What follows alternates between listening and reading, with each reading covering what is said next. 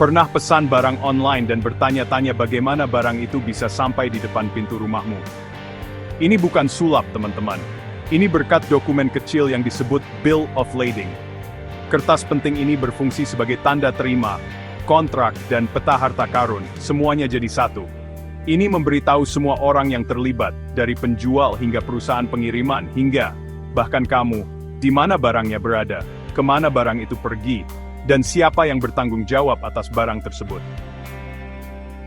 Di dunia pengiriman internasional yang luas, ada dua jenis utama Bill of Lading, House Bill of Lading, dan Master Bill of Lading. Jangan khawatir, kita akan menjelaskannya untukmu. Katakanlah kamu pemilik usaha kecil di AS, menjual sarung tangan rajutan tangan buatan sendiri. Kamu mendapat pesanan besar dari toko di Jepang. Kamu senang sekali.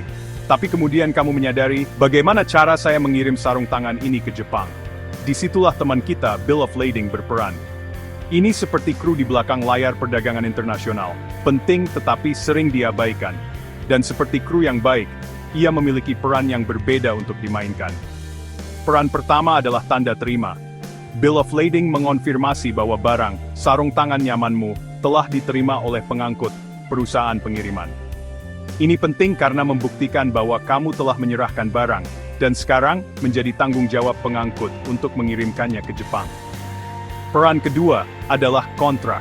Bill of Lading menguraikan ketentuan perjanjian antara kamu dan perusahaan pengiriman. Ini termasuk hal-hal seperti biaya pengiriman, tujuan, dan tanggal pengiriman. Ini memastikan semua orang berada di halaman yang sama, dan mencegah kejutan yang tidak menyenangkan di kemudian hari. Dan terakhir, peta harta karun. Bill of Lading memberitahu semua orang kemana barang akan pergi, dan bagaimana cara mendapatkannya di sana. Ini mencantumkan pelabuhan asal, tempat sarung tangan memulai perjalanannya, pelabuhan tujuan, tempat mereka akan berakhir di Jepang, dan setiap pemberhentian di sepanjang jalan. Ini seperti GPS untuk barang-barangmu.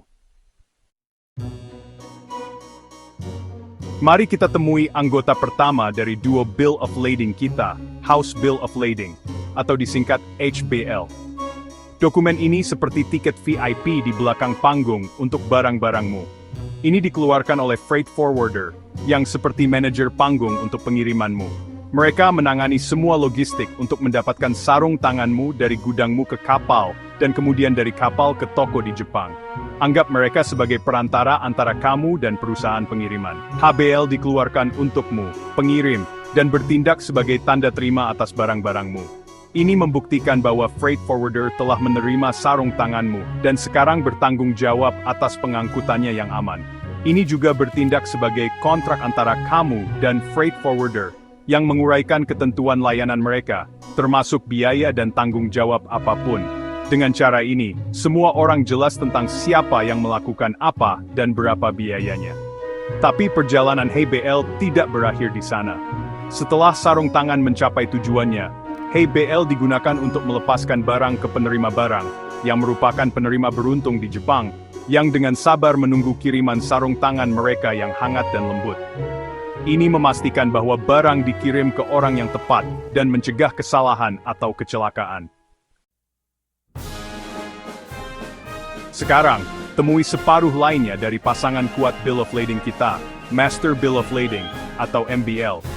Dokumen ini seperti buku catatan kapten, mencatat semua yang terjadi di atas kapal. Ini dikeluarkan oleh pengangkut, perusahaan pengiriman besar yang memiliki dan mengoperasikan kapal yang bertanggung jawab untuk mengangkut sarung tanganmu melintasi lautan. MBL dikeluarkan untuk freight forwarder, yang menggunakannya untuk memesan ruang di kapal untuk barang-barangmu. Anggap saja sebagai konfirmasi reservasi, tetapi untuk seluruh kontainer yang penuh dengan sarung tangan, bukan meja untuk 2 orang. MBL berfungsi sebagai kontrak resmi antara freight forwarder dan pengangkut, yang menguraikan ketentuan pengiriman, termasuk rute, jadwal, dan biaya. Tetapi pekerjaan MBL tidak berakhir di sana. Ini juga memainkan peran penting dalam bea cukai. Ketika kapal tiba di Jepang, MBL digunakan untuk membersihkan barang melalui bea cukai, memastikan bahwa semua dokumen dan peraturan yang diperlukan dipenuhi. Ini membantu mencegah penundaan dan membuat sarung tangan bergerak dengan lancar melalui proses impor. Jadi, kita telah bertemu HBL dan MBL. Keduanya merupakan dokumen penting dalam pengiriman internasional, tetapi keduanya memiliki tujuan yang berbeda. Anggap mereka sebagai dua sisi mata uang yang sama, bekerja sama untuk memastikan pengangkutan barang yang aman dan efisien melintasi perbatasan. HBL seperti penerbangan domestik, membawa barang-barangmu dari gudangmu ke bandara. MBL seperti penerbangan internasional, membawa barang-barangmu dari satu negara ke negara lain. Kamu membutuhkan keduanya untuk menyelesaikan perjalanan. HBL dikeluarkan oleh freight forwarder kepada pengirim, sedangkan MBL dikeluarkan oleh pengangkut kepada freight forwarder. HBL bertindak sebagai tanda terima atas barang dan kontrak antara pengirim dan freight forwarder, sedangkan MBL berfungsi sebagai kontrak resmi antara freight forwarder dan pengangkut. Memahami perbedaan antara HBL dan MBL sangat penting bagi siapapun yang terlibat dalam perdagangan internasional. Ini membantu memastikan bahwa barang dikirim dan dikirim dengan lancar, tanpa cegukan atau penundaan.